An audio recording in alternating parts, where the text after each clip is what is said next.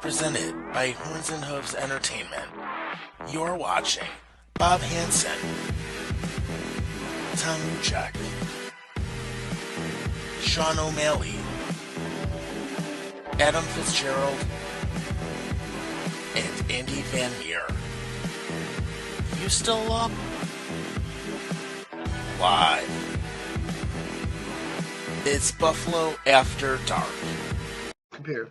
All right, here we go. So, good afternoon, everybody. This is your host, Buffalo Bob. I'm over here at Buffalo After Dark. I am hosting for the evening because Tom is a dickwad and he cannot come out tonight because he is doing surgery on his computer. So, I have these two idiots right here. I'm starting out with Adam Fitzgerald. Fitz, how are you? Oh, you're talking to me? Yes, you're the only guy named Fitz. All right. So, anyways, tonight's episode is sponsored by. I am not sponsored by this company whatsoever. Bud Light, my favorite cold brew to take down on a daily basis, and plus Northern Lights vape products that are really fucked up. It's fucking amazing. Spot on. You're on top of your games tonight, man. Yeah, I gotta tell you. I love a good bud, but I think it tastes like piss sometimes, but it is what it is. No, but nobody likes you, so shut the fuck up. Oh, yeah. Yep. And then, of course, we have Mr. Andy Van Meer. Andy, how are you? Good, and you? I'm just, having some, water in a bottle. He's not sponsored by anything but Aquafina. He's not sponsored by... nope, not sponsored by Aquafina. Not the lemon I put in this goddamn thing. It sure as hell tastes good, so we'll go with that for now. I also identify as a cucumber, so... Damn straight. Well, I like my water warm and plain, so that's why I'm drinking Poland Spring tonight. You're not, what? You're an amateur or what? You fucking say, hey, by no means am I sponsored by blah, blah, blah. You don't need to get sued. Yeah, normally I come on top of my game for that, but I've been slacking lately. I will just put it at best. So I've been slacking lately. I gotta get back on top of my game here for a little bit. So we ain't sponsored by anything we show, so get fucked. Of course you'd say that. So that's good. Yep, and so let's get the show on the road. So I think there's a lot to talk about this evening because there's been a lot of news that have been coming out a lot lately. So I guess it's best we get going. So I guess the first thing we'll talk about is Patrick Berglund. So if you haven't heard by now, Patrick Berglund, who is a former NHL player for the St. Louis Blues and the Buffalo Sabres, is wanted on suspicion of battery and rape. And the last time he played was from 2008 to 2019, suiting up for the Blues and Sabres before heading back home with his SHL league in the past 2 seasons. And this was after he was whining like a bitch about going out of Buffalo, and that his mental health was pretty much deteriorating, and then he said, I'll do better. And now he's now a wanted man in Sweden for basically for battery and rape, and he has denied the allegations thus far. So I guess we'll start with Andy. What do you think? Sucks to suck. I don't know what to say. I mean, what else is there to say? That's no good. Have fun, man. Good luck. Shit. Yeah. I don't know. And if he's convicted, looking good. If he's convicted, have fun in prison. Yeah, pretty much. It's pretty clear cut. Yeah, you know what? This is the way I look at it. I feel like it's another fucking get rich scheme by some random bitch. Just like, oh my god, Patrick Berglund touched my bum one time, and now I'm gonna be like, I need to get some money. Just so you know, bitch, he doesn't have any fucking money. Basically, I mean, he doesn't have any money left. He spent it all. So if you're gonna try to get him for fake rape charges, then have at her, because I don't think he has fucking a pot to piss in. Practically so. I mean, for one, it's sad that he's really fallen off at this point since he was traded from St. Louis. But for him to go back home to Sweden and then just debunking his career, I think it's really sad because apparently the last time I heard he was doing great. He was doing better. He was meditating. He was going into therapy. He stopped drinking. So I thought he was doing better. But now he's under criminal investigation for raping possibly somebody and, of course, battery. So Such a bad word. It's such a bad word. Just don't even use that word. Just say Sexually assaulted. felonious assault. Felonious assault. All right, fine. So we'll use felonious assault or tickling another person in the process. You gotta go and make everything so fucking weird. All right. Not tickling the Elmo, goddammit. This is real life. Of course it is. I know it is. But sometimes it's just easier to just twist it up a little bit with a little sense of humor. I mean, all allegations are serious. I get that. But since you told me not to use it, I said, you know what? I'll make up something else. You know what? This is the way I think it, because it's 2021. So I'm gonna figure that as soon as we put this video online, it's gonna get banned automatically because you said the word rape. So, Right. there goes the I mean, I don't think cancel culture is going to be watching three dudes hanging out, just talking about hockey, talking about that. No. You'd be surprised. They're watching. It's not people that's watching. It's the goddamn Facebook bots. Because I got banned for saying somebody was a dumb whore, and I was talking to my buddy. I said, "Shut your dirty whore mouth." And I got a 30-day ban for nothing. I remember that. That was a while back, though. I remember that. I'm still on my ban, so it's not that far behind. You're still on your ban? A second one. Oh my god. When did that come in? You never told us that part. Well, fuck me. I can't say anything nowadays because, free speech is not allowed nowadays. So, Yeah, Right. practically so. Oh, holy balls. Anyway, so moving on. So the NHL obviously signed a new deal with TNT this past weekend or 2 weeks ago, and they have finally picked out their new Doc Emmerich. And it's going to be Kenny Alberts, and he's going to be voicing the Stanley Cup Finals in the year 2023, 2025, and 2027, according to the New York Post. nobody gives a fuck. I like Kenny Alberts, okay? Well, any U.S. He's fucking all right. broadcasting network is fucking terrible. I mean, if this was Jim Houston or Craig Simpson, I'm sure that It ain't no fucking Bob Cole, so get fucked. oh, I'm gonna choke one day. Yeah. So that's that. Andy, what do you think? There's really not too much to really think about. I mean, it is what it is. Yeah, for sure. I mean, we're getting to the good stuff in a bit. So I just wanted. Oh, I know we are. Yeah, we're gonna get there. Don't worry. Well, your mom's coming on the show, Bobby? Yeah, that's up next. Right after these messages. What? From our sponsors that we're not sponsored by. We're sponsored by your mama. No, your mama, Bobby. Mhm. My mama's dead. You can't be sponsored by her. Oh no, I know that, but that's why you picked mine. Yeah, mama's sexy. You dirty Oh, little chick. he's blushing. Look at him. He's like- Oh. He's like, oh my god. He's picking up. My mama's sexy as fuck. Oh my god, I'm so happy. He's so happy he picked somebody else. My mommy's so hot, I don't know what to do. Oh boy. So in other words, more hockey news is TJ Oshie just scored his first NHL goal since the death of his father, who just a few days ago died from ALS. Yep, just saw that. Good Congrats for to him. him. Good boy. I've always loved TJ Oshie. Good man. Definitely. Rest in peace, Mr. Oshie. Oh man. Oh, And you're that- saying Oshie. Yeah, I know. And then apparently the Ottawa Senators and Milan Lucic, Matt Murray and Milan Lucic have both waived their no movement clauses to be exposed in the expansion draft in July to Seattle. And the same could be said about Chris Driedger from the Florida Panthers. And I know Andy was having a freaking meltdown about Chris Driedger the other day. It's literally, dude, I'm telling you now, Seattle's going to take Drake, what's his name, out of Florida. Yeah, And, Chris yeah. Driedger. I just said it. Yeah, that's what I'm saying. There's no question about it. I think got it for him. Sucks. If it happens, it sucks. That's all I can say about it. Yeah, I mean, for me, I think it's just safe to say that it's pretty much the I mean, Chris Driedger, they're going to take regardless. But, like, as Yeah, for but another goalie, I don't know who they're going to take. I've seen Anton Khudobin. I've seen Matt Murray. I've seen a few handful of goalies that were Yeah, but options. I've heard. Okay, how long is Robin Lehner's contract out of Vegas?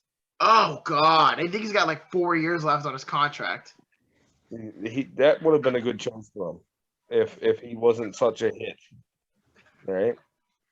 I mean, it's not all bad because Robin Leonard is pretty happy in Las Vegas. Well, no, he's not. He's not happy being a backup. I can guarantee he's not happy being a backup. Well, no, it's not even that. I think if Seattle is going, I mean, not Seattle, but the problem is that Vegas cannot enter the expansion draft because themselves are still a relatively new franchise. So I think you have to be a minimum of 5 to 6 years to be out of the expansion team. Yeah, era. they can't pick from Vegas. But I'm just saying that if he was on a different team, I kind of feel like Robin Leonard would have been a good fit for him. That's all. Well, I Yeah, think but Seattle's got a lot of good goalies to choose from. I think they'll have a good sort to choose from for sure. I think so. And you know what, too, when you think about it, is Seattle's going to have a lot of options coming up in July. Because I just learned last week, and I brought it up, is that the draft lottery is coming up on June 2nd, which, by the way, is my mom's birthday. And it's going to be taking place in Seattle. I know when your mom's birthday is. Don't worry. Yeah, right. We got everything all set up for her. What are you into older women? Yeah, why not? More experience, but You're supposed to say no to that? No. I get all in that shit. You'd be all over that shit. Yeah. Oh God, I'm going to hell. I could be your stepdad, bud. I woulda, coulda, shoulda. But it is. That'll be your stepdad, dad. I don't have a step. I don't have a stepdad. Anyways, I think I have a number one pick. I know the Leafs are going to give to fucking Seattle. I know it right now. I'll tell you right off the hop, and I know that's who they're going to pick. Tell us, who is it? Travis Dermott. Robert who? Travis Dermott. Oh, Travis Dermott. Oh, Travis Dermott. Yeah. Yeah, the defenseman. He's gonna be a pick. I can guarantee it. Guarantee it. I would say for the Buffalo Sabres, I'm going to say the pick is Jake McCabe. That's just me, though. No, everybody's running their mock simulators of who's going from each team. You got to think of it money wise too. You got to think of how much cap these guys are going to have too that they got to abide by. Yeah, I mean the Kraken just put down their final purchases, so now they're a part officially of the NHL family, so they can finally do shit, which is cool because I've been looking for a Seattle team for a while because I think for like the last 3-4 years since of talk of expansion, everyone was like, "Oh, just name the team the Kraken," and sure enough, they end up going to be named the Seattle Kraken. So we'll see what happens. But it's just interesting because Milan Lucic and Matt Murray's names were just recently brought up as part of the expansion draft of Seattle. And Milan Lucic, of all people, said that I am thankful for my time in Calgary and stuff like that. He basically wants out of Calgary for some reason. Blah, blah. Just retire, Lucic. You suck. Well, let's see what he does in Seattle. I mean, he's been picking up his game lately when he was in Calgary, so we'll see what happens from there. So, yeah, like Calgary's doing so great. Calgary sucks, but it's whatever. But yeah, so Seattle Kraken, that's basically what their agenda is right now. Is they're going to probably pick their next coach in a couple of months, maybe in a month. I really don't know. We're going to find out down that road. So we'll see. Yep. And it's also been said that Ryan Miller has announced his retirement from pro hockey. Well, Godspeed. Good goalie. Good guy. Good team player. Yep. It's a great time watching him for over a decade. Mm-hmm. Yeah. Sucks that still trying to find his replacement, but I don't know. Eventually, will. Can't find a replacement for him, man.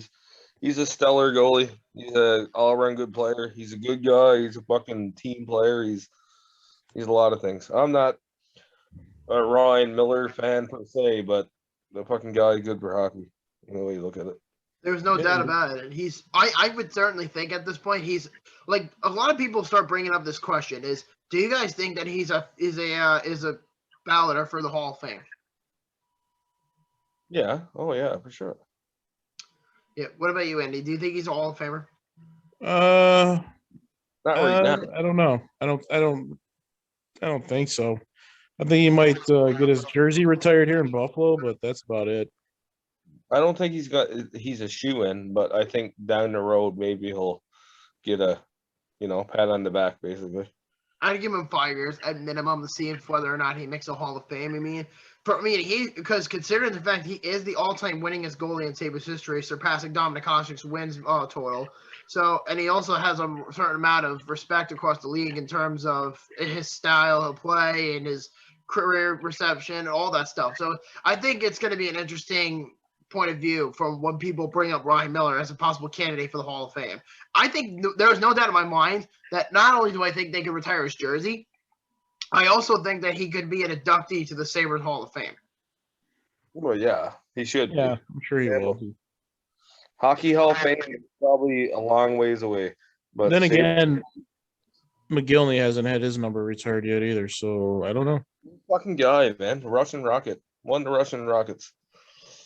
Yeah, Mogilny to me, I think is way overdue to get his number retired by any means necessary. He was Yeah. 89, right? Yep, 89. Yep, number 89. The only player in NHL history. Yeah, I think he was the only player ever to leave the Soviet Union, or at least escape the Soviet Union, just to go play in the NHL. Yeah, because the person that fucking got him out was fucking Don Luce. Yeah, Tom Luce. And the reason I know Tom Luce is because my ex fiance, her great uncle, is Tom Luce. Don Luce, man. Don Luce was a great player, but for him and what was the other one? Jerry Meehan? Jerry Meehan. Yeah, Jerry Meehan, that was it, because Jerry Meehan was the GM at the time. And I never knew about this story until like a year ago. And I don't know if have you heard that? I told you this story before. I don't remember. Yeah, you can watch it on YouTube. Yeah, I knew that, but like I didn't know about it until like a year ago. I didn't even know about it because I know there was a whole documentary about it saying like, oh, they had to go to the Soviet Union and they had to just escort him out there without being caught. I'm like, how the hell are you able to get an 18-year-old kid out of the Soviet Union just to go play North American hockey? How the hell are you able to do that? Don Luce literally went out of his fucking way and literally took so much risk, but Yeah. he literally started the fucking trend of Russian talent into American hockey. And fuck me, I don't care. He might have had like, I met the guy in person, quite the genuine guy. He's fucking down to earth as fuck. He has sons that are pretty much still scouts in the NHL. I think one of his sons scouts for Carolina Hurricanes and one scouts for the Chicago Blackhawks. And what were you saying? I'm sorry. But yeah, he told me this story about how he got McGillney into the league and shit back in the day, and I was like, yeah, okay, bud. Like, you're not gonna believe that right off the hop. You're gonna be like, yo, okay, man, you're the guy that got the Russians in the American hockey. But yeah, he's the one that fucking started the whole fucking movement to getting Russian players like Alexander McGillney, players like that, over to the States to play in the NHL. I mean, again, I think that's a very big risk at the time. But I mean, I think nowadays they wouldn't give a crap. But back in the day, that was a very serious factor because back in the day, I think anybody who played on the Soviet Union hockey team were only allowed to stay in the Soviet Union. They weren't allowed to leave the country. But okay, well, yeah, there was the plus there was the thing that was going on at the time. There's like Cold Wars and there's fucking all this shit happening at the same time, right? You're literally walking on thin ice and everything you did like back in the day. Mhm. So when he did this, he was taking big risks. Yeah, I mean, it's very brave of him to do that, especially at the time what was considered a communist country, and they deliberately had their strict rules on hockey. So good for Don Luce and Jerry Meehan. I mean, they both didn't die. They got Mogilny to America, and I think if I remember correctly, didn't he have to retire in North America and then fly back to Russia because he was on probation? Yeah. Yeah, something like that. But I always say, like, hey, man, like, I literally banged the great niece of the guy that started Russian American hockey play. Oh, great. That's for damn sure. So, Yeah, so yeah, fucking bang your stuff. Thanks, guys. Yeah, and then I think it's only fair to say that what was I gonna say? So moving on, I have two words: Michael fucking Hauser. Oh my God. Michael Hauser just comes out of nowhere and makes the Islanders his bitch the last 2 games. And I know it doesn't mean anything, but it's just a pretty cool story that we're sitting here talking about an AHL goalie, a 5th string AHL goalie or a 6th string AHL goalie, and just We're not going gonna in and get just into dominating. this, are we literally going to get into a goalie that won 2 games? Well, yeah, and took down arguably one of the best teams going into the playoffs. So yeah, it's a pretty big deal. So Yeah, that's like Garrett Sparks back years ago. yeah, but Wow. Garrett, Congratulations. yeah, but Garrett Sparks never played in the ECHL. Doesn't matter. He was a fucking bullshit nobody goalie, and he came up and had like 2 shutouts. Wow. Yeah, well, I don't know. I mean, it was just a fun little thing, you know. Sabres fans have to get excited about something, right? Congratulations. How many fucking goalies do you have? Because I lost count. Well, 6 of them were injured. Again, somebody's got to win. Yes. Yeah. I mean, what other choices do they have? He's the But I same will, age as me. I will put those on a second win. He made like, was it 34 shots and 1 in a shootout or whatever? Some shit like that. I mean, well, recently with Hauser, they beat the Islanders the first time 4-2, and then yesterday they beat them again in a shootout. Yeah, I'm not. I'm just literally like just being that asswipe. But yeah, Why? It's the second game was more impressive because he made 34 saves and he controlled his fucking net, and plus he fucking shot down the fucking guys in the shootout. So it is what it is. I mean, it is what it is. I mean, the Sabres just did their part yesterday. But I think they're just doing it now at this point just for the sake of jobs. I mean, there's nothing for them to play for until up to Saturday. So tomorrow and Saturday are their last games of the regular season. And then the Stanley Cup playoffs comes around pretty soon. And I think it's safe to say a lot of us in North America are excited for the Stanley Cup playoffs. well, I know what we're playing. We're gonna play. I'm gonna call the Habs in the first round, but it could be Winnipeg. It could be the Habs, but. Yeah, I read somewhere that there's a 98% chance that we're going to be, as fans of the sport, that we're going to be seeing the Tampa Bay Lightning going up against the Florida Panthers in a playoff series. That'd be Cool, good. about time. That'd be a good fucking series. Yeah, but It'll be a good series.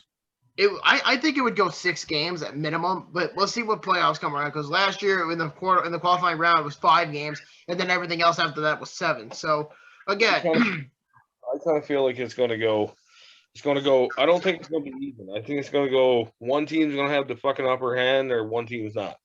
It's going to be like a demolishing factor from Tampa, or Florida's going to fucking demolish them. One of the 2. Yeah, and there's no clear-cut winner yet for the Islanders because they have like 3 games left to go, and they're still going toe-to-toe with Washington and Boston, specifically for the 3rd and 4th spot. And I feel like recently the Islanders have really been slipping out of their spot because in the beginning of the year, in the middle of the year, they were on like top of the division, and then Boston and Washington came, and then boom, and they just kind of just went down. Pittsburgh, I'm surprised, is still relatively good at this point. Dude, the one team that I've seen that's literally like the poster child for what you don't do in the end of the season has been the Jets. Look at their fucking last skid, man. There's 7, 8 games losses in a row. They're fucking there's some ever since they lost the Ellers, they have not been the same. No, that I said it from the beginning of the season. I was like, they have a good team, but as soon as you lose one of the core players, they're fucked because they have nobody to back along. Nobody. Nope. And another problem is the Jets don't have any depth players. I mean, Nikolai Ehlers is out for the year, so yeah. But Andrew Kopp has his game. His game went up a bit. Him and Mason Appleton, their game's gone up this year, but I don't think it's gonna be enough to warrant much of a playoff run, if anything. I mean, Connor Hellebuck's gonna have to stand on his head big time. Well, the one thing I'd hope if I was the Jets right now is please let us win the last few games, because I can guarantee you now, and I'll put it on paper, that if the Jets face the Leafs in the first round, they will get ass raped. I mean, like literally ass raped. Oh, look at you using the word. I'd rather face the fucking Jets with a depleted fucking back end than to face the Habs. I literally would. Well, again, it really just depends on how the Jets act because both of these teams have 5 games left to go. I think it's bullshit at this point when you really look at it that the NHL has to extend the regular season just because some of these Canadian teams still have to finish up for the majority of the season because of the COVID outbreak, especially someone like Vancouver. Vancouver missed 2/3 of the month of February. They should just forfeit their season. There's no way they're doing anything. So, it's done and done.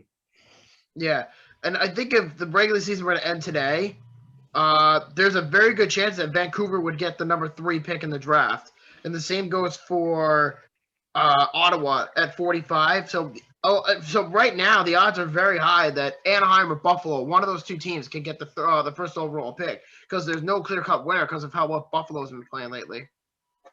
I guess he should have fucking just kept losing, I guess. It could have. I mean, again, there's only so much that you could do. At this rate, you could pretty much figure out who's going to be going to the playoffs and who's not. But I think as for everybody else, it's pretty clear cut of pretty much who's going to go to the playoffs. I mean, Arizona can get in. I mean, they have less games. I mean, no, sorry. Arizona has 3 games left. St. Louis has 6 games to go, and they're up by 5 in their race against Arizona. So it's really going to come down to those 2 teams to see exactly who makes the playoffs. But as far as ratio numbers go, with the remaining games left, it just tells me that St. Louis is going to pretty much have a spot going into the regular season. But we'll see. You know what the most disappointing team, for playoff contenders, because Buffalo obviously is not a disappointment. We knew what was going to happen there. We knew it was going to happen with Ottawa. Those teams were destined for failure. But teams the one team that stands out for me is the Flyers. Oh God, I'm honestly really happy that for the Flyers, and I have a couple of buddies that are Flyers fans, and I'm like, man, what happened? What happened to you guys? Yeah, and I find it ironic too. The Flyers are one of those teams that was so good the year before, and then this year they just kind of just went downhill.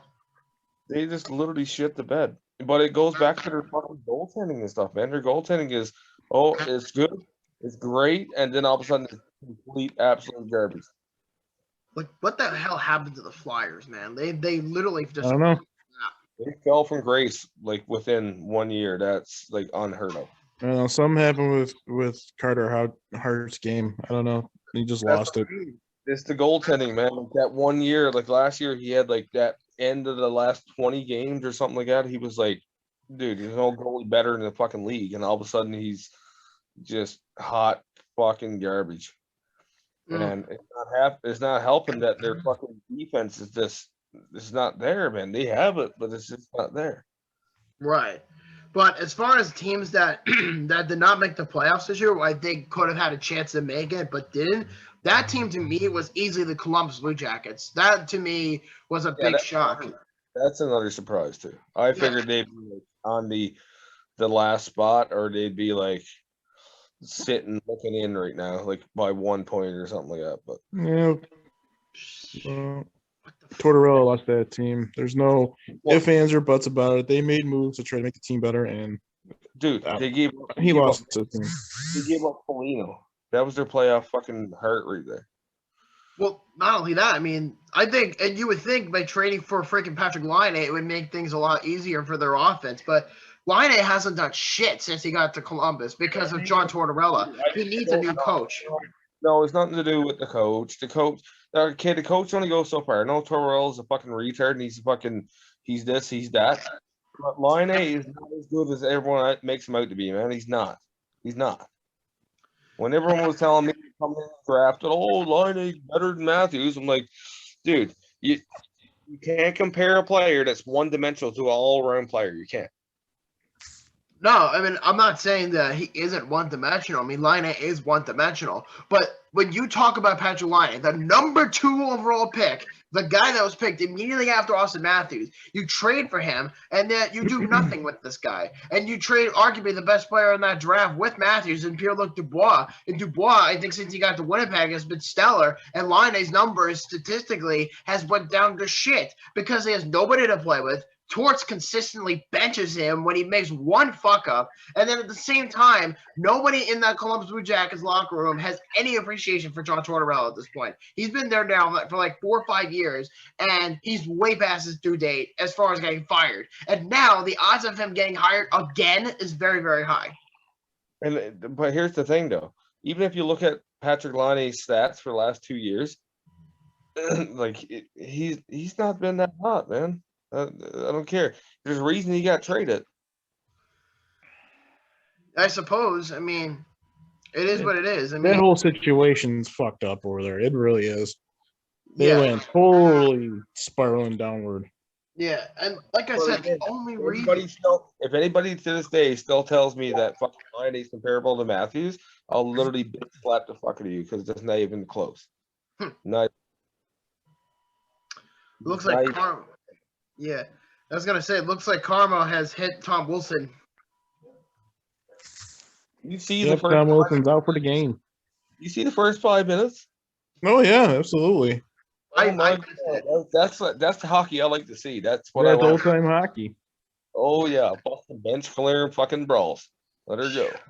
Dude, 100 minutes worth of penalty. Dude, that Ranger Cavs rivalry is gonna go through the fucking roof. All because I honestly blame the NHL for this, for not taking responsibility for it. But I figured, because of what's going on. You blame fucking George Peros because he's a terrible player safety fucking guy. Terrible. Yes, I agree. But here's the problem. He wasn't the one that made the call. And Andy and I, before you got on, were actually talking about this. And it turns out that Gary Bettman chose not to do it. He specifically told George Peros, do not suspend Tom Wilson. We're only going to give him a $5,000 fine. Like, see this pattern? You know why? You know why, though? You know why? Why? Because look what happened in the following game. Fucking ratings are gone through the fucking roof now because in 5 minutes, there was like 6 fights. And there was like 10 people in the penalty box. So everybody's watching this fucking game now. Yep. Ratings. Spend it. There will be nobody watching this game. Yeah. But now I actually have to take my time a little bit to actually turn on the TV because I don't even have the game on and I got to put it on. Is it on NBCSN? Yep. It is cool. So in the process, I just think it's amazing that we're actually at the stage of the season where it's like, wow, we have the Capitals and we have the Rangers killing each other, and then Tom Wilson gets hit in the face, and he's done for the rest of the game, and now the Rangers and the Cavs rivalry is just through the fucking roof at this point. Dude, do you see, like, I can guarantee you, if you look back a few months ago when McDavid, the star child of the fucking NHL, came across the ice and decked that guy at the fucking elbow. Remember that one? Yep. Yeah, and his punishment was $5,000. Same thing with that was a lot of people's fines. You get a $5,000 fine, and that was blatant attempt to injure.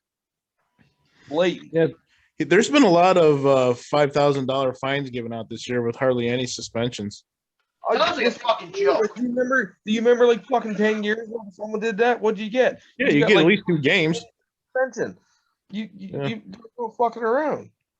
Like, that's, to me, just because you're a certain player and you bring in a certain amount of fucking ratings and you're this player and that player, doesn't mean you can go out and try to blatantly injure someone and not get anything out of it. And look at that. Just as I turned on the game, the Caps scored. Yep, 3-zip. Fucking hell. Ranger fans are pissed. Yeah, but this game's going to turn to a fucking bloodbath. Yeah, speaking of bloodbath, the New York Rangers added fuel to this fire. Did you see what happened earlier today? Yeah, they fired their president. Yeah. Jeff Gordon and John Davidson, both of them got fired, which to me was the stupidest thing the Rangers ever did. And I hate the Rangers, but that was arguably the stupidest thing they did. And the reason, if you're curious why this came about, is the other day, and I'll read this to you. This is a statement by the New York Rangers. They said the New York Rangers are extremely disappointed that Capitals forward Tom Wilson was not suspended for his horrifying act of violence last night against the Mastiffs Greg Horton. Wilson is a repeat offender with a long history of these types of acts, and we find it shocking that the NHL and their Department of Player Safety failed to take the appropriate action and suspend him indefinitely. Wilson's dangerous and reckless actions caused an injury to Artemi Panarin that will prevent him from playing this season. We view this as a dereliction of duty by the NHL's head of player safety, George Peros, and believes he is unfit to continue his current role. And then after he made those comments, and this is Jeff Gordon and John Davidson, because they both contributed to this, both of these men got fired for basically saying this. And the excuse that James Dolan said was, oh, they were underachieving. Like, no, I don't buy that. Because if they were serious. Gary Bettman didn't like those fucking comments. I can guarantee that's the reason he got fucking fired. Yeah, I wouldn't be shocked either if the NHL fined the New York Rangers for those comments. I wouldn't be shocked, to be honest with you. Yes, nowadays it's fucking hate crimes. You can't fucking say anything to anybody nowadays. Well, I mean, if they were saying something like, coming from them, they had Sean Avery. So this is, I know it's irrelevant. This was like 15 years ago, but it's still the same principle. You know how many people bitched and moaned about Sean Avery and the Rangers said nothing about it? Yeah, because it was a game. It's part of the fucking game. But when you're fucking going out and you're fucking doing this shit as much as he has, like, man, like at some point you have to set an example. You can't just let it keep happening. The guy's dirty, and that's been proven. Like he's, I love his style, but I don't like his style at the same time. I don't like the way he tries to hurt players. It's not what you do, man. You don't fucking go out and intentionally try to hurt someone. Yeah. It makes a lot of sense why that would be the case. And again, the NHL is going to have their hands full. And I think, and I agree with your point about why they didn't suspend Wilson. But to me, they should have suspended him because he's already been a repeated offender. Like Jeff Gordon and the team said, he's repeated this multiple times. But the problem with Tom Wilson is he's been suspended already 4 times this year, and that's including a 7-game suspension. And no matter how many times you suspend Tom Wilson, he is a repeated offender, and he has learned absolutely nothing from any of his mistakes whatsoever. You send a message. You fucking suspend him for the fucking year. Well, and that's the problem because the NHL. That's a fucking joke. Yeah, so if anything, the NHL did nothing with their own issues. Isn't the whole idea of Department of Player Safety was to protect the players from long-term issues? When you're Tom Wilson and you're beating the hell out of Pavel Buchnevich and you're sucker punching him in the back of the fucking head and then you're throwing down Artemi Panarin like a friggin' rag doll, the chances are going to be very, very high that people are going to take that the wrong way. And they said, dude, what are you doing? You are deliberately giving this guy a free pass to play. And like you said, they did it on purpose just so that they could go out and cause drama between the Rangers and the Cavs because that's already a big rivalry in this division. But it's literally just about ratings. That's all it is. It's nothing to do with player safety. Nobody gives a fuck. It's literally about how many people is going to watch that game. It'd be like to see what happens. And I can guarantee you right now, if you're watching a hockey game right now, I can guarantee you that 90% of America are watching this fucking game to see what's going to happen. Yeah. Oh, yeah, absolutely. Yeah. What's even more disgusting is that the NHL not the NHL, the New York Rangers ended up firing their own members of their own team for basically calling out the NHL for their incompetence and irresponsibility of having to deal with the Tom Wilson situation. I think the NHL should have took action, but it's their league, and I'm not excusing it because I think it's ridiculous that they're letting him play. But like you said, it's for ratings, and they don't give a shit about player safety. It's never been about player safety. And I also found out, too, because if you remember a little while back with that hit on Brandon Carlo from Tom Wilson, it turns out that George Peros wanted to suspend Tom Wilson for his actions, but Gary Bettman said no. So why the fuck is Gary Bettman, the commissioner of the National Hockey League, is getting involved with decisions based off of the Department of Player Safety? How many Department of Safety player presidents has the NHL had lately? You had Brendan Shanahan, you had George Peros, and there was someone else in between. Does anybody remember? I have a suggestion. What's up? Hashtag John Scott for player safety. John Scott, you know what? I actually like that. I think they need somebody who understands the damage of some of these players. But I think what they're scared of, to me, is they're afraid to get soft like the NBA with their ratings and Major League Baseball with the suspension on steroids. But I think they're trying to decrease the number of suspensions just to keep their league relevant. I think it's dangerous. But I get it. But if you're going out and intentionally injure somebody, that's that's a suspension. I don't give a fuck what you say. I don't give a fuck if you're trying to bring down the numbers. Yeah, you got to be fair with what was presented to you. Dude, that like again, that McDavid hit, that when he came across the fucking ice and center ice out of nowhere and just blindsided the guy with an elbow, that's to me, that's a fucking suspension. That's a blatant intent to injure someone. And that player safety is supposed to be there for. Yeah, it's really ridiculous, and that's probably why it's been such a hot topic. Dude, but nobody's gonna fucking worry about the golden boy fucking getting soaky. Right, same with Crosby. Nobody's gonna fuck with you. No, there's no reprimandation at all when it comes to a player like that. Well, Crosby's been suspended before, but he's not. But Crosby gets suspended for the pretty much the wrong reasons. And whenever he gets punished, it's always about a fine. Like, you ever notice? And this is what's been really bothering me. You ever notice with all the NHL superstars like Connor McDavid, Tom Wilson, Nathan McKinnon, or any of these players who commit a felony, specifically among the game of hockey, like what Wilson just did? They don't get any sort of suspension. They just get fined like nothing happened. And yet, if you're a player like Shane Gostisbehere, who just got suspended by the NHL for 2 games, they don't give a damn. So basically, it's kind of like what certain organizations do. So it's basically a rules for thee, but not for me kind of thing. So they'll suspend the minor players, but they won't suspend the superstars. It's all, I'm telling you, it's all dependent on like what hockey market it happens in, because I can guarantee if tomorrow, if Matthews decided to go up and spear someone right in the fucking guts, what do you think he's going to get? Probably 4 games at minimum. No, he wouldn't. He'd get a $5,000 fine too, because they're not going to fucking take Matthews off the ice, because Toronto's fucking media is so fucking big and it brings in so much revenue to the NHL. There's no way they're going to suspend him. No way. Right.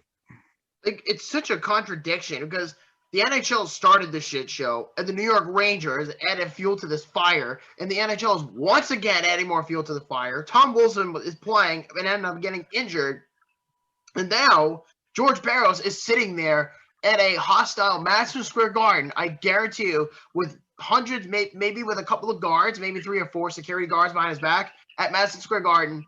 And they're probably just looking out for him because they know that the NHL, specifically Ranger fans, want him dead at this point. Specifically the fact of not taking any sort of action against Tom Wilson. But I think that's how they felt. You know, a lot of Ranger fans don't like the NHL higher-ups. They never have, and they never will. I'll give you an example, okay? In the last, since Matthews and Marner came onto the Leafs, okay, I read this interesting article that ever since Matthews and Marner start playing for the Leafs and like or got drafted or whatever, the Leafs media and coverage and fucking revenue has always been like one of the highest in the league, like in the top fucking 3 for the last like 20 years. But ever since Matthews Marner got like put on the ice, I'm telling you now that like their revenue, I read an article that their revenue has gone up for 14% over the last 3 years. You know how much that is in like millions of dollars? At least around 25 to million per year, almost. Yeah, it's an insane amount. If you take one of those players off the ice for one game, they're losing hundreds of thousands of dollars. And that's what I mean. Double standards, man. A player like Gostisbehere gets fucking suspended for 2 games because nobody fucking cares about Philly. Nobody really cares about Philly's fucking hockey market. But when it comes to the Leafs hockey market, and when it comes to 2 players, I can guarantee you take one of those players off the fucking ice, no matter what they do, your revenues are going to drop like a fucking brick off a fucking skyscraper. Yeah. And imagine if this was Ovechkin, then he would probably, because back in the day, Ovechkin used to get suspended all the time. He used to get suspended at least 2-3 games at minimum back in his early 20s. And now he's in his mid-30s, and he's gotten a lot older, obviously, since that point. But the point I'm trying to make is the NHL is very, very cherry picky about what players they suspend and who they give out fines to. It's really ridiculous, honestly. I don't think it's fair. Well, yeah, especially this year it is. Yeah, I mean, no, like if you're giving Connor McDavid a fucking $5,000 fine, he wipes his ass with $5,000 every morning. yeah, really. Fuck about that. He'll do it 100 times a year if you let him. I mean, again, $5,000 to Connor McDavid for his $12.5 million contract that he gets every year annually. That's nothing compared to everybody else. Plus his endorsements and shit don't even count his contracts. His endorsements are worth more than his contract. Yeah, like I said, the NHL I always knew had flaws, but holy shit, this is a new low for the NHL. This is a very new low. Because their job, because listen, if you are not looking out for the players, then what the fuck is the actual point of having a Department of Player Safety? What's the purpose if you're not gonna, give everybody out, pretty much a fair shot of suspensions and stuff like that? Like, what's the point of it then? Because like you have Tom Wilson out here going around trying to intentionally kill people, and yet the NHL refuses to do nothing about it. And my theory is because Tom Wilson is their golden boy when it comes to suspensions. I mean, I know Ryan Reeves is up there too, but at least Ryan Reeves has some sort of fucking dignity to know when to stop. So Wilson has no dignity. He has no morals. That's the problem. Wow, I had to get that out of my system. But yeah, so as far as this whole drama goes, the New York Rangers then decided it's with firing John Davison and then firing Jeff Gordon, which to me was the stupidest thing they did. Instead, now with this bullshit going on, now the Rangers promote Chris Drury to be both the president and the GM. And I read your article. It was about Mark Messier. He's not getting the job. It's going to Chris Drury.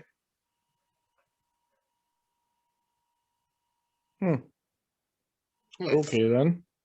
Yeah, so like, what do you think? Chris Drury being the president and the GM? Well, he's the president and GM right now. I'm sure they might go looking for one. I heard they have. I heard they might, but I don't know if.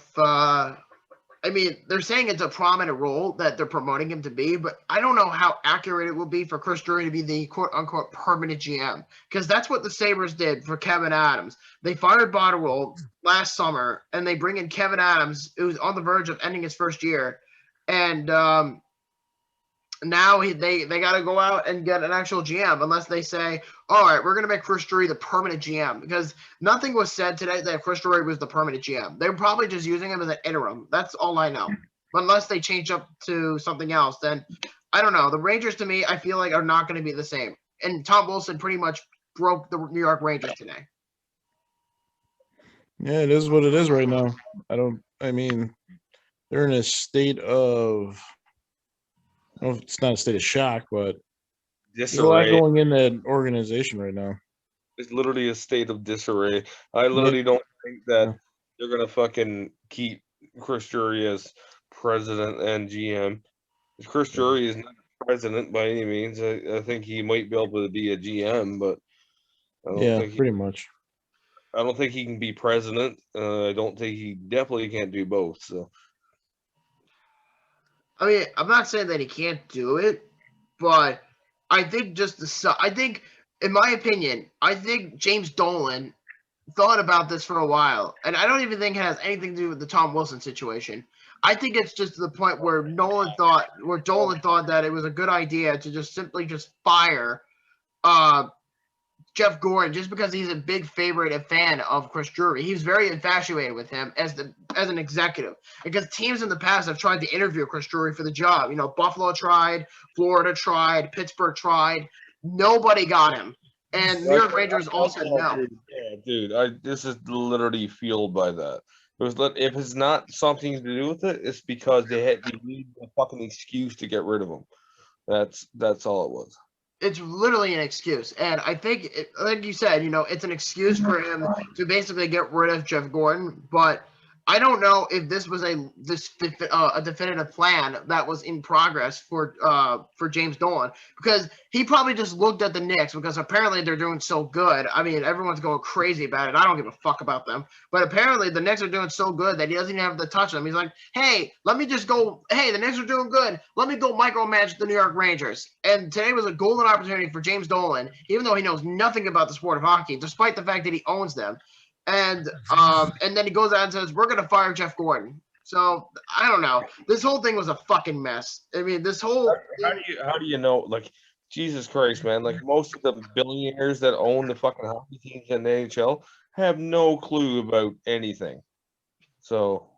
Believe me, I mean... do you know who owns the Leafs? Yeah, Maple Leaf Sports Entertainment. Yeah, but who's the actual people that owns them? Do you know? No, because it's never mentioned. It's never brought up. It's a goddamn teachers pensioners fund that owns. The teachers what? It's like a pension for the teachers and shit. The teachers union Yeah. in Toronto. No, not just in Toronto. There's like a union that like literally owns the Leafs, and it's not anybody that knows anything about hockey. Huh. Interesting. Because the last time I heard that, if you're talking about the teachers union, I'm pretty sure the one in the United States is in Minneapolis, but I could be wrong. I mean, I never thought of it. I never knew that. Is all I The one in the United States, Bobby, is a teachers union in Canada that owns the Maple Leafs. Okay, fair enough. But yeah, so I just find that interesting that the teachers union just so happens to own the Toronto Maple Leafs. Because again, I would have never have known that. I always read that it was Maple Leaf Sports Entertainment and like these big corporate buyers who are all associated with them.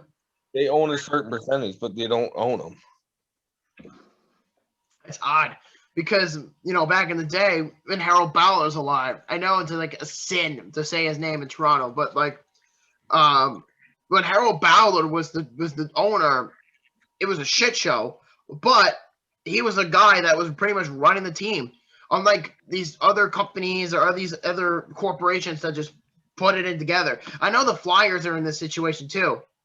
You know, the Flyers have corporate buyers and they have other unions and stuff like that pretty much just mesh together and just pay up half of their fortune on the team. So I think that's what's happening with the Leafs.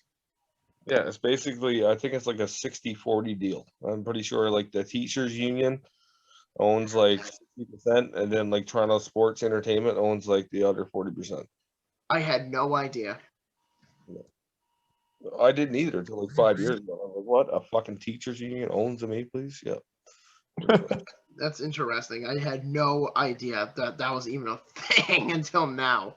That's very interesting. Legit. It's legit. Like it's Up until the media outlet like bought up into them, like the teachers union pension order like owned the Maple Leafs. Jesus Christ, what a world we live in. What a world we live in. But yeah, I honestly had no idea they were even doing that. But that's pretty interesting. Yeah, so I figured now that we're at the I feel like now we're at the point where we pretty much covered everything. But I feel like let's talk about football a little bit because there's been a lot of news that's been coming out a lot lately, especially with the NFL draft. Because I know it's like to get over the board because I know everybody has different reactions to this. But let's talk about Aaron Rodgers because that story has been going on for an entire fucking week, and it's just been nothing much of a game of he said she said in Green Bay. I'll just say this. I thought Aaron Rodgers was more classy than what he is. I thought so too, but Aaron Rodgers is really spoiling his legacy. I think his legacy is going much, much, much deeper into a point where there's no going back for him. Because at this point, Aaron Rodgers is destroying his own legacy. In fact, I think just go. If you want to fucking go, just go. Yeah, so about being traded and going somewhere else. If you're not going to go somewhere else, man. Yeah, it's just so odd. Like, Andy, what do you think? Well, I mean, he obviously told this team, you guys need to put some help. You want me to win a Super Bowl for you? I need some more help. And they didn't do that for him, really. I mean, they got a wide receiver in the third round. Okay. I mean, I don't know what Aaron Rodgers expects from this team besides more help. I mean, they're trying to make the team as a whole better, which is totally understandable. And by a GM standpoint, you have to. The team comes first, not just one player. You can't just make one player happy. No. But you should be building around him more. That's what I mean, right? But in the position that the Packers were in, I don't think they even had the ability to give him what he wanted, right? So right, it's like, yeah, this is what you could give you. If you don't like it, then get fucked and go somewhere else. Like, if he's that unhappy, man, like I have all the respect in the fucking world for that guy. But like, if you're gonna whine and complain like a 2-year-old little girl, just fucking leave. Yeah, like I said, the Packers are in a very interesting position because if you remember a year ago in the draft, the Packers traded him for Jordan Love, and people were suspecting right away that Jordan Love was going to be the future of the Packers quarterback situation, and that's just to be the successor of Aaron Rodgers. And then Rodgers told the Packers, "I'm still here." And then, of course, they go all the way into the the NFC Championship game. And then this is where the drama really begins. So it's pretty much a situation where Aaron Rodgers is not going back to Green Bay at this point. So for those who don't know, Aaron Rodgers is unhappy with the Green Bay Packers because he wants a contract extension. He's currently under contract for 3 more years, and yet he wants more money. And the Packers told him no. And he's whining like a bitch, and he's basically telling them that I want you to fire the GM. I want you to do this for me. I want you to do that. And I think that's the thing that Aaron Rodgers is really losing his credibility on is the fact that he has no moral obligation for the team, but more for himself. And then he says that if you're going to trade me to the Raiders, trade me to the Broncos, trade me to the 49ers, trade me anywhere outside of Green Bay. And even today I saw this, and Brett Favre specifically said, and I quote, that my gut feeling tells me that Aaron Rodgers will not be back in Green Bay next year. Well, here's the thing. The way I look at it is, man, like you had a great career. You got 3 years left. You're at the end of your fucking career. You can't get an extension, man. You're not going to get an extension on 3 years that you have left. I don't give a fuck what team you think you're going to. And the money you're getting paid, fucking take it, shut up, and hopefully by the time your second year is up, you'll still be valuable, and maybe you can go somewhere and demand money then. But until then, like, shut the fuck up and play football, man. Basically, I mean, it's like, why are you demanding more money when you already have an extension? Why do you want another contract?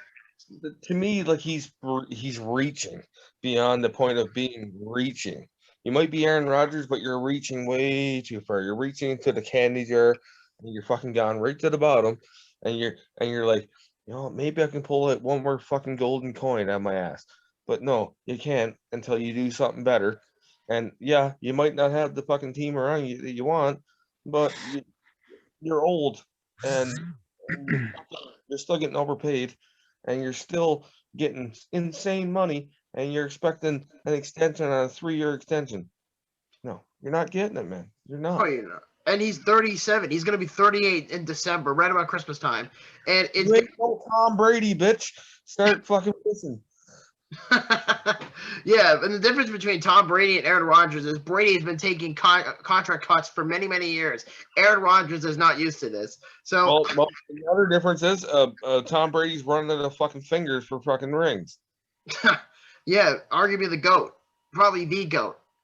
But yeah, at this point, Aaron Rodgers is just becoming from a hero to a villain in Green Bay. And I don't think it's fair for not only to the city. I mean, what I'm trying to say is, like, I don't think it's fair for not only the team, but I think it's unfair to the fans because they've been praising Aaron Rodgers for many, many years.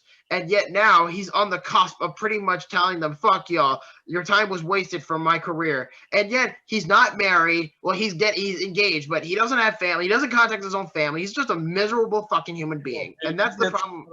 Fuck, he gets mad pussy. That guy gets mad pussy. I don't give a fuck what anybody says. But anyways, I kind of feel like this is a fair trade, okay, in my mind, okay? Go ahead. I will literally I'll take him to the Panthers for 2 years. You can take Sam Darnold and shove him directly at your fucking ass. and I'll literally even I'll give you like 2 first rounders just to take Sam Darnold away from me. So I don't ever have to look at his dumb fucking face ever again. You know what's really funny is that I'm actually really happy you brought this up because I actually saw on a poll not too long ago about the odds of Aaron Rodgers being traded and which team, and I think the Vegas odds had plus 15,000 had the Carolina Panthers linked to Aaron Rodgers. All right, fucking straight up 1 for 1. Let's go. Let's do it. Of course you would. What do you think, Andy, of this whole situation? Man, he's just gonna whine and cry until things go his way. That's how it's just gonna go. He's literally just gonna retire. He's gonna be like, oh, I fucking can't get what I want. I'm just gonna fucking retire. Just go with what you got, man. You were one game away again from the Super Bowl. Make it work. Yeah, stop being a little whiny bitch. Yeah, at this point, he is just really just dragging this on. It's basically he's just whining about everything. He's like, "Oh, I'm gonna retire," or "Oh, just trade You know what me." I call Aaron Rodgers QB and like a fucking Tom Brady QB? They're like pocket quarterbacks, so I call them like pocket pussies. Yeah, basically. I just love how you still have this loath hatred for Darnold, even though you just got his jersey from a buddy of yours about a week ago, in what you said during the draft. The only reason I took it because I was gonna burn it when he like doesn't win 3 games. What about 4? No, dude, I've already made the bet. I can't go for it's 3. Oh, you made a bet already? Jesus Christ. Okay. Buddy said if he wins 4 games, you have to wear it, and you have to like walk around like you're a super Sam Darnold fan. Did you get it? Yeah, I got the jersey. What color is it? It's the black. Oh, it's the black one. Yeah. Oh, poor you. Poor you. That's all I'm saying. The deal is if he doesn't win four games, if he wins 3 games or less, like or anything below 3, then I get to like piss on it and I'm gonna light it on fire and I'm gonna like, yeah, and then if he gets more than 4 wins, which I highly doubt because he's a fucking absolute bum, I'm gonna wear it around and pretend like I'm an actual super fan of Sam Darnold. Oh God. Well, that's going to be interesting for sure. But I just don't think it's fair for the Packers and specifically for Aaron Rodgers to hold the team hostage. But you know what it is? If you're gonna fucking gauge your team on a quarterback that's whining and complaining like a little bitch, then well, it is what it is. For sure. And according to Rob Demovsky of ESPN, he reported that the Packers officials believe teams have tampered with Aaron Rodgers. The 49ers and the Broncos were both linked to Aaron Rodgers prior to the draft. Green Bay has not filed an official tampering charges with the league between tampering is nearly impossible to prove. So in other words, there was not enough proof to file a tampering lawsuit against the 49ers and the Broncos because they were trying to get Aaron Rodgers. Well, you know what? Again, hey, if I was owning the Carolina Panthers right now, I'd literally trade you straight up. You can take Sam Darnold. I'd give you like 2 firsts and a fucking Happy Meal if you want. A Happy Meal. That's a funny way of saying, hey, please just get rid of Darnold for me. I just find it humiliating still. And I think I said this a while back, is that the Panthers were expected to give out a 5th-year option to Darnold, and he's now being paid $23 million. Guess what? Josh Allen and Tremaine Edmonds are both getting $23 million from their 5th-year options. Sad world we live in. Yep. Because it's like comparing Josh Allen to Sam Darnold. It's like comparing fucking Kelly Rudy to fucking Patrick Waugh. It's almost uncompromisable at this point. And before the trade, you would never believe the amount of shit I've heard from Jets fans for many, many years saying, oh, how Darnold was going to be better than Allen. And I said, I didn't like the pick for Allen, but I'm going to give him a chance. And sure enough, I'm very happy with it. And Darnold gone after 3 years. So that tells you a whole hell of a lot. And then they were so bad that they had to draft another quarterback. So it's like, yay, you actually did something once for your pathetic lives. Mm-hmm. So we're gonna end this because I gotta go do some stuff. Yeah, not a problem. I think we're about finishing up anyway. So Andy, do you have any final comments? No, I'm all set, man. Alrighty. So with that, that's Adam and that's Andy. I'm your host, Buffalo Bob, and we'll talk to you next time. Peace.